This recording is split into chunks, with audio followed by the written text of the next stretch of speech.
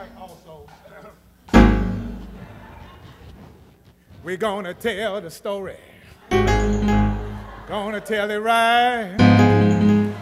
'Cause I'm here to tell you, I know how it goes. Look out, church. Church, y'all done started me up. Look out. You know, and I'm challenged this morning because I understand this is family worship. This is when the little people come into the sanctuary to worship with us adults. And so consequently, little people are going to act the way little people act. And they're going to say, you know, I'm hungry, you know, hurry up, I got to go use it, you know. It's going to be something like that that's going to cause a distraction. So given that fact, I'm challenged because I'm also an old preacher. And, you know, old preachers are like 747s, you know. They need a long runway before they take off. But see, y'all done got me started. Brother Tavis, Brother David, Rick over here, Brother Gabriel. So we're gonna make it. Praxis. I want you all to understand the definition of praxis. Praxis is like reflection on the action. Reflection on the action. You got to have the action in order to have the reflection, but then again, you can't have action unless you have reflection. So it kind of works like that, you know, whirl around and around and going and going. But reflection and action is kind of what I want to talk about this morning in a certain kind of way. Praxis for many in the education circles, for instance, they said, well, reflection and action happens when we have inclusion of so many. The community can come into the classroom. We can look at experiential effects of living, and so we can study the theory through looking at how it's being done. So that theory becomes experiential. Come on with me, church. Now, some would say that's one way of looking at praxis. You know, the others would say this.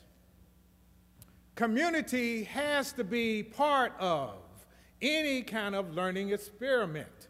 If you're going to have anything, you can't just come to people and say, this is what you're going to do. It has to be inclusive. So community is part of the planning, part of the reflecting in order for the action to happen. So some smart people out there have used that as a marketing tool. And they have said the campaign, Just Do It. You've heard that campaign, Just Do It. It's based upon praxis, saying get out there and do, and then reflect on what has happened. So that inclusion was part of the beginning before it even happened. You thought about it. But this morning I want to bring another twist to this idea of praxis. It's a spiritual dimension to it. While I was in seminary, we studied theologians who at that time were talking about liberation theology.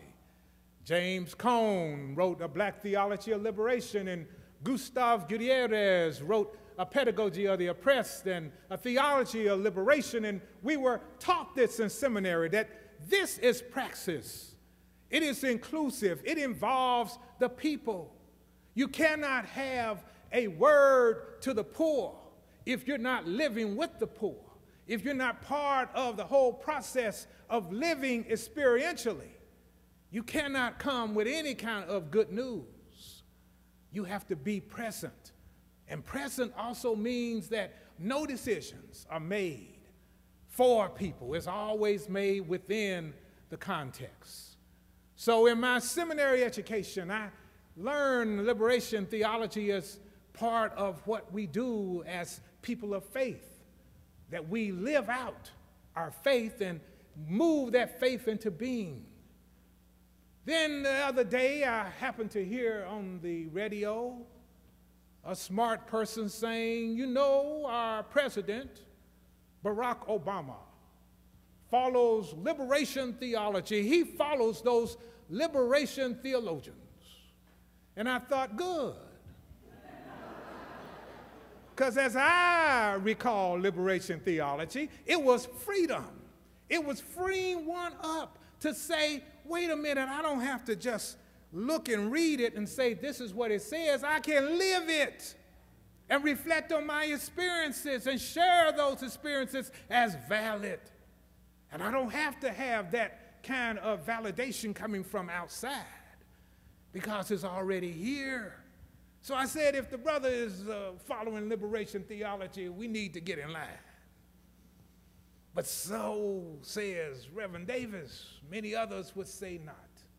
But I'm here this morning to try to get us to see that our God, who we call love, does not want us to read about it, but wants us to live it. And you cannot live it unless you do it. And you don't have to have a primer that says 1, 2, 3 is how you do it, but you allow the Spirit to move within you so that your expression becomes unique and yours. So follow me then as we move now into the text. You see, that text from Matthew was actually a parable that Jesus spoke. When people asked him, say, what is this thing you preaching about that you trying to make happen here? This praxis thing that you talking about, kingdom of heaven. What is that kingdom of heaven? So Jesus, in his inimitable way, did not say it is chapter 1, 1, 2, 3, in a very didactic approach. A very classroom-oriented teacher says, student writes. But Jesus said, consider this. There was a landowner, very, very important, church. The owner of the land wanted to have the vineyard worked. And we see that he went to the customary place where the workers stood waiting to do work. And the owner said, come with me, I have work for you. Nothing different than what we know today. There are people who stand on corners and wait to be called, to go to work to earn a day's wages. And so this is not unusual. But the story goes on that the owner went back at 9 o'clock and 3 o'clock and 5 o'clock. And each time he would ask people, why are you not working? And they said, I'm undocumented. No, they didn't say that. They didn't say that. But they said, I want to work. I want to work. And the owner said, come on with me. Go on to the vineyard. There's plenty of work there to do. And so we see the first breath of something different right there. But then we see the big one, the Lollapalooza, the reason why, the raison d'etre. Come on, education.